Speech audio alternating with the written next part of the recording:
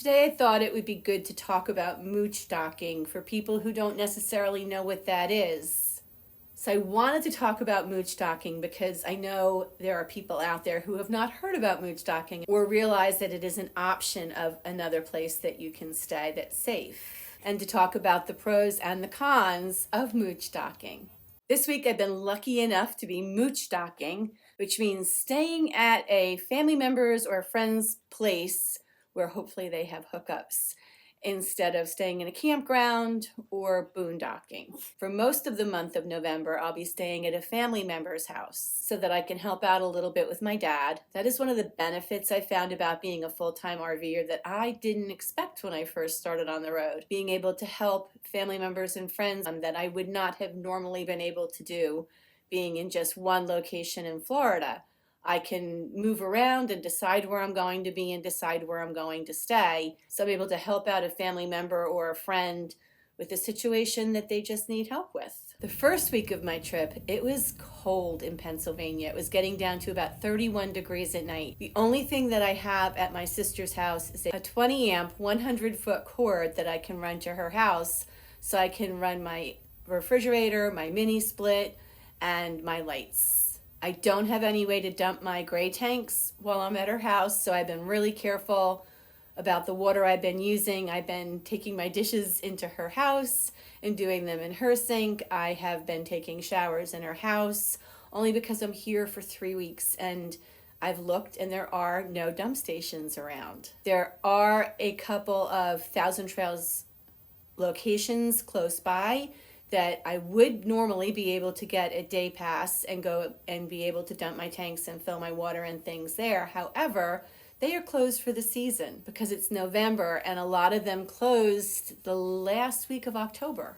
And because I have a composting toilet, I don't have a black tank. So that really helps with keeping the level in my tanks down low. First, I'll talk about the pros. 1, it's free. 2, it allows you to stay places nearby where you need to be so that you can spend time with family members or friends for extended periods that I normally would not have a way to do. 3, I have hot showers available to me and hot water where I can wash dishes. I can also fill my fresh water tanks here with filtered water from her house, plus the filter that I have on my own RV.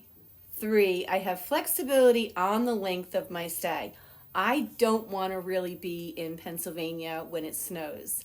I've been doing really well with 31-degree nights, although this week it has changed again. Now it's back up to, I think tomorrow it's supposed to be 80 during the day. And as you can see right now, I am in a house. This house is not in Pennsylvania. It's the house that I grew up in, which I am helping my dad to kind of sort things out so that he can transition in his life to his next phase. So because I am not in my RV where I have all my clothes, the clothes I have with me at this location are meant for 31-degree nights and 50-degree days. So that's one nice thing about being able to stay in your RV wherever you are, is that you always have your winter clothes, your summer clothes, all your clothes. So you wake up in the morning, or if the temperature changes during the day, you can go get changed. Right now I'm kind of locked in to the clothing I brought with me. The next pro is there are no hotels necessary. Hotels can be very expensive, especially if you're looking to stay with dogs and a cat. And when I have my home with me, I don't need to worry about finding a hotel.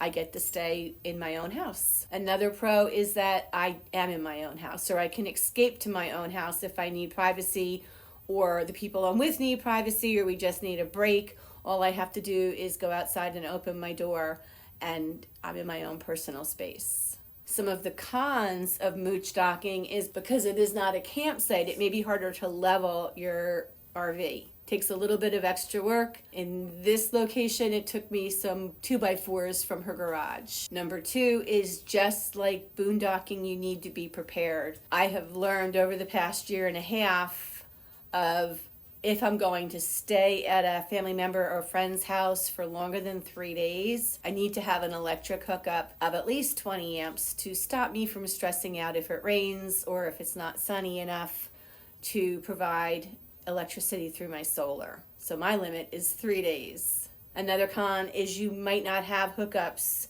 Like in my case right now, I don't have a way to dump my gray tanks. So I have to be prepared to make sure that I am keeping my water levels down so I don't need to dump my gray tanks. Another con about mooch docking is the weather might not be your ideal weather. I was supposed to be back in Florida right now. Instead, I am in Pennsylvania, and it will get cold here again. For the next few days, it's going to be very nice, but it is going to get cold again. I am prepared for cold weather. I have thermal curtains to put up between my cab and my living area and to put over the door, and that really, really helps with keeping the cold out. But 31-degree weather is not my favorite weather. While it's been really fun to enjoy some fall weather for a change, in Florida we don't get a whole lot of fall weather. So it's been very nice to be able to take advantage of and see the leaves. But those 31-degree nights are a little cold for me.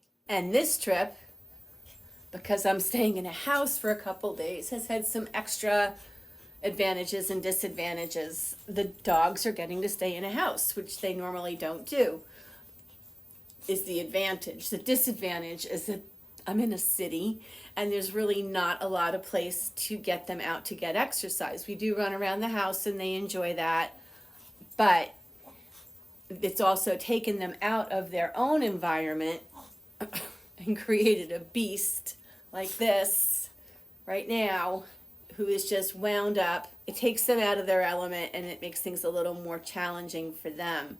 As far as eating their food and drinking their water, everything is a little bit different for them. When you're in your own home in your RV, then that's their home and they're used to that. So when you have to leave your home for a couple of days, it does create a challenge to acclimate them again.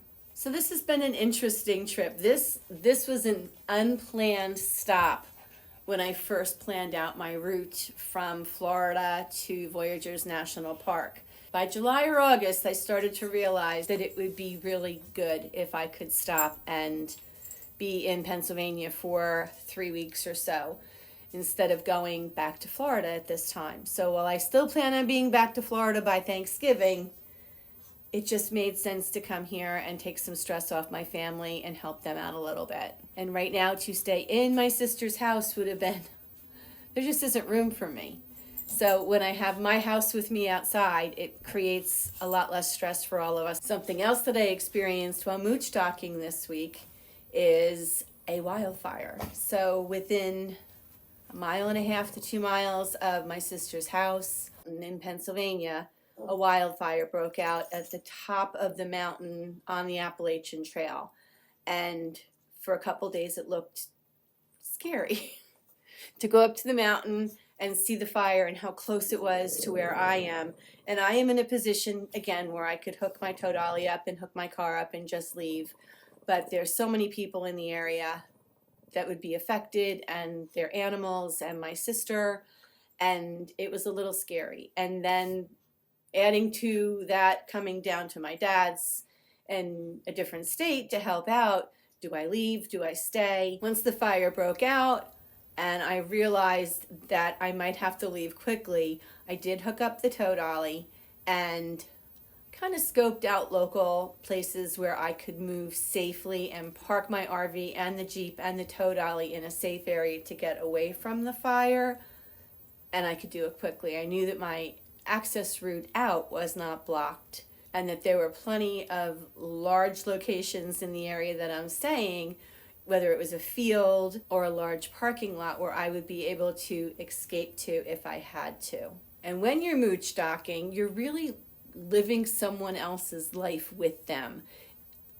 So whatever they are experiencing in their lives, you're experiencing in your life. Another thing I've learned about mooch docking is check out the size of where you're staying first. Make sure that you're going to fit. You can park in people's driveways, you can park on the streets. There may be rules against you parking on the streets or in driveways in certain towns, and you should know that before you get there so you don't get a knock on your door or on your host's door at 2 in the morning. Last year I was able to mooch dock in more places because I didn't have my tow dolly with me. This year I'm kind of limited into a larger property because I do have a tow dolly that I need to be able to make sure I can park and back in and disconnect so I can use my Jeep and then hook up again so I can get on the road. One of the places I mooch docked at previously, it's not feasible for me to mooch dock there again with a tow dolly and a Jeep.